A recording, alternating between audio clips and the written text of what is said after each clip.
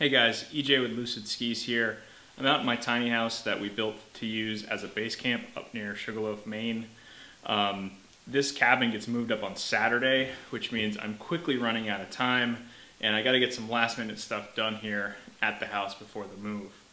The most critical of which is heat. So I ordered a specially made for tiny house wood stove that has been delayed and will not be here until January. It's currently the end of November. It's already starting to get quite cold. When I deliver the cabin this weekend, I'm actually going to stay up there. And while I do have a 0-degree sleeping bag, I do want to be comfortable. So I've got a couple options. I can either put in a propane heater or go electric or just dress warmer. Dressing warmer, not a problem. I got plenty of gear, but again, I want to be comfortable. I want to be able to read a book without my hands getting cold. Propane, this is a very small space. This is only a 10 by 20 building, so the idea of having the risk of depleting the oxygen in here while I'm sleeping is just too much for me. I know some people will run heaters that have automatic shutoffs if the oxygen level gets too low. I don't really want to play with that, so that left electric. Now, this tiny cabin is going to be off-grid for the first year. Wasn't able to get it up there in time to put in electric and do the whole rigmarole. So I'll be running off a generator. And in running off a generator and electric, I didn't want to have a heater that was too large. Most small electric heaters are at least 1,500 watts, which, although it'll do a very good job on a space this size, my generator is pretty small. I only have 2,300 starting watts, 1,800 continuous, so I'd be looking at using almost all of the power from my generator to heat the space if I got a heater that size. So I started doing some research online, and as is typical on the internet, things got a little weird. I saw a lot of different products, and then for the next 4 or 5 days, all these different electric heaters were showing up, in the margins on my websites that I was searching, saying, hey, do you want to buy this electric heater? Hey, do you want to buy this electric heater? And finally, one came up, and I need to clarify, this is not a paid advertisement. If this product sucks, I will tell you guys. I came across the Envi Stealth Heater and decided to buy it for a couple of reasons. The first is it's 500 watts, which means I won't be using up almost all of my power. I'll still have some generator left if I want to plug in my laptop, charge my phone, do whatever I need to do. And the second reason is this thing mounts flat to the wall. And in a space this small, every inch counts.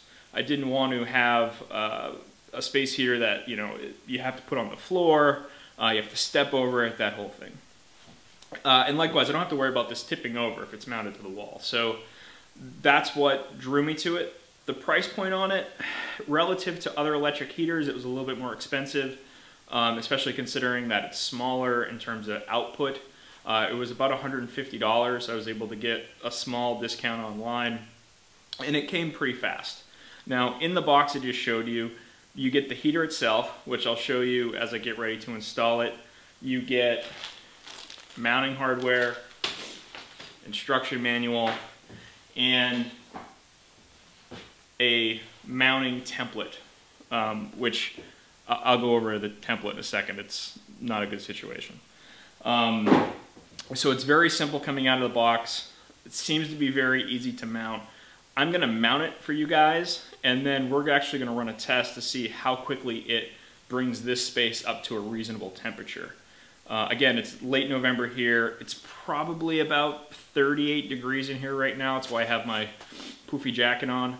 But I'm hoping this heater will bring the space up pretty quickly. Now, I should clarify that this is not what this heater is intended for. It's meant more to be a supplemental heat source. It's meant more for if your bedroom gets a little bit cold, maybe you've got a drafty house, whereas I, at least for a month, am going to use it as my primary heat source. Now this space is, again, very small. It's fairly well insulated. I've got R20 in the walls, R10 in the ceiling, and R10 in the floor. which should keep it pretty cozy. So let's get this thing installed and see how that goes.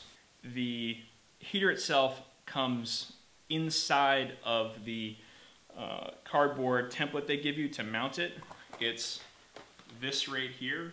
Now the problem is that when I went to pull it out, I actually ripped the template. And normally that would not be a big deal, except this thing looks a little backwards in that you unfold the sides here, and then the intent is to put it against the wall like this, mark your spots, and do the whole thing. With this kind of loose, it just gets difficult to tape it up. They tell you not to unfold these so you can keep the shape.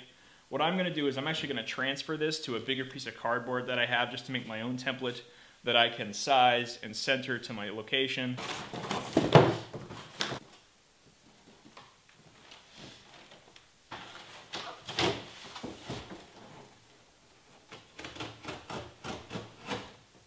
The thing I'm going to do on this template is first I'm going to write top with an arrow, then I'm going to take a measurement.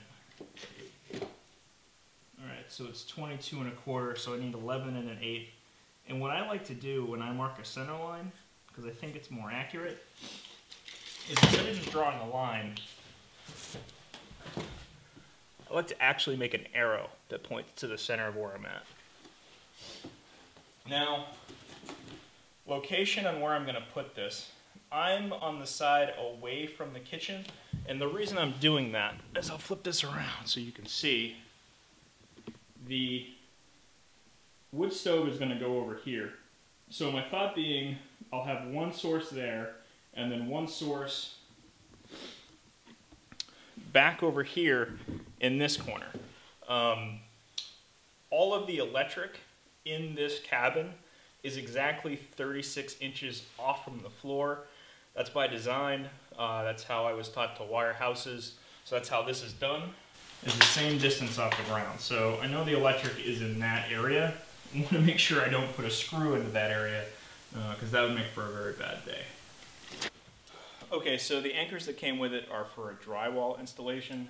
This is 1-inch thick pine shiplap. So I'm not necessarily worried about the screws pulling out. So I'm not going to use the anchors. I'm just going to put the hardware directly into the wall. So now I'm just going to mark some holes. So this is the heater itself. You can see what I mean about the design. Look how thin that is. It's going to mount right against the wall, not take up a ton of space. It's thermostatically controlled, so I should be able to control the temperature in here pretty good. Pretty excited about it.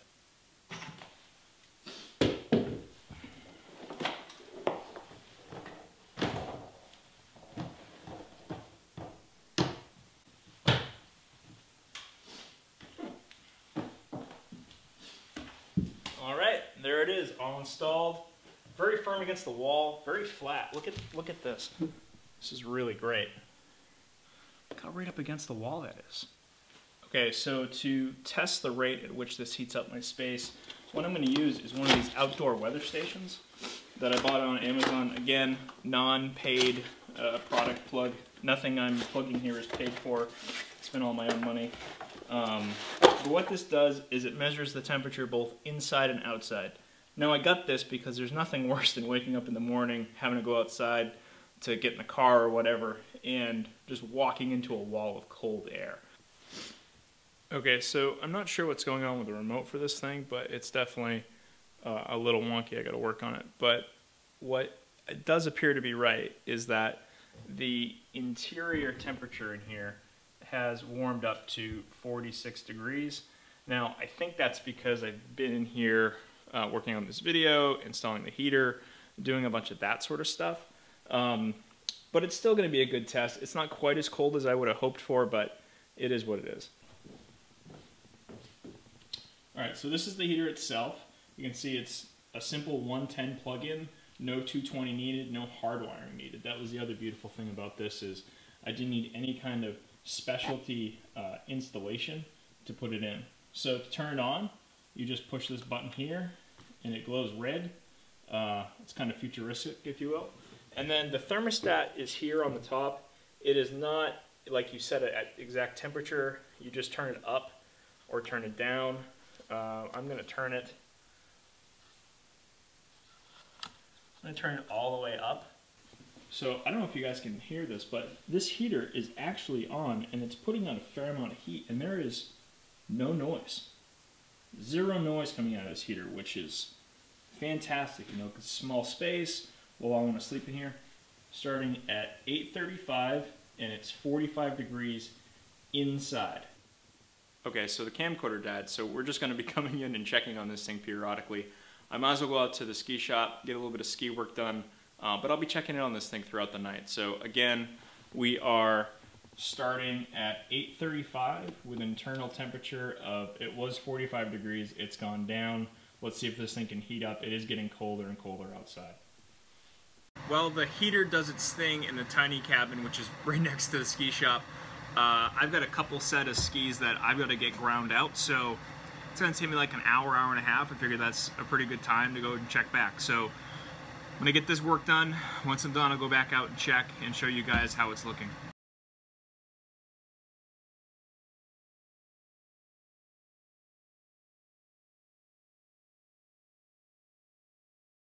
So we're about 1 hour into the test.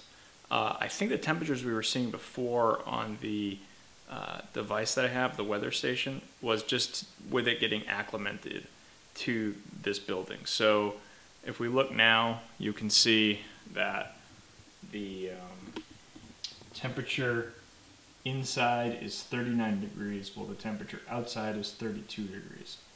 So we started an hour ago. It was 43 degrees in here is what it was reading, but I think in reality it was 38, 39 degrees, and the temperature just had to come down for this, which was sitting inside. So overall, it's not uncomfortable in here, but my breath, so definitely would not be comfortable in here for a whole night. That said, I've still got more work to do on the shop, so I'm gonna go do another set of skis, come back out in another hour and check it out. The instructions actually do say that the first time you turn it on, you should leave it on for 48 to 72 hours, which doesn't necessarily work in my scenario where I'm going to drive up, you know, every other weekend, turn this thing on, and need to get heat in here quickly. So I may have picked the wrong tool for the job here, but we're already this far into it. Let's see where it goes. It's on, and it is putting out quite a bit of heat. So I really can't be disappointed in its performance so far. What I'm going to do is, it's 11 o'clock here, I just got done working out in the ski shop. I'm going to leave the heater on. I'm going to check it in the morning, and then check it when I get back from my day job tomorrow. Again, the instruction manual says to leave it on for 48 to 72 hours after you first plug it in. So I'm going to give it the benefit of the doubt to do a full test for everybody who may be interested in this heater. Okay, so this is 10 hours later than when we started, 7 hours from when I gave the last update. You can see that the temperature inside has remained stable, even though the temperature outside went down. So that in and of itself is a good thing. The fact that that temperature didn't go up anymore, though, gives me some real hesitancy on using this heater as my primary heat source until I can get the wood stove installed. Just shy of 24 hours after the initial test run of this heater, you can see here that the temperature outside is 35 degrees and the temperature inside is 49 degrees, which is a significant rise over where we started. And it was fairly cold today. The temperature has not gone above probably 38 degrees. So overall, the heater is in fact warming the space. It's taking a while, just like the manual said that it would. Time here is off because I had to move the sensor to another part of the tiny cabin just to the left of where it was before, because I had to do some refinishing work on the kitchen countertops before this gets moved up tomorrow. You can see here I'm in the Eastern time zone, so it's 8:30 p.m., nearly exactly 48 hours after the start of our test. It's currently 34 degrees outside and 56 degrees inside. Coming over here to the heater itself, I have installed it a little bit higher off the floor than the template itself would normally allow for. That's by design. I wanted to get it off the floor a little bit so it didn't get kicked or scratched. But as a result, it's gotten a little bit closer to this window frame here. There's a really good amount of heat coming off this thing, and this is probably, I don't know, 6 inches away. But this is not overly hot. There's no fire risk here. So this heater has allowed itself to be installed very close to the wall, very close to wood on the output side of the heater, and really is performing exactly like it said it would. So my final thoughts on the Envi Stealth Heater. Worked really well. I just spent my first night at the cabin up here in the High Peaks region of Maine. Was not cold at all. I did have this and a small supplemental propane heater that you might bring out ice fishing or some other activity like that. And it stayed about 65 degrees in here last night, so I really can't complain. I was very warm in my mummy sleeping bag. And overall, I would recommend this heater if you're looking for something to keep a small room warm that may be a little bit drafty. But I would not recommend it as a primary heat source, even in a space this small. You are going to need something else. But again, this performs very well.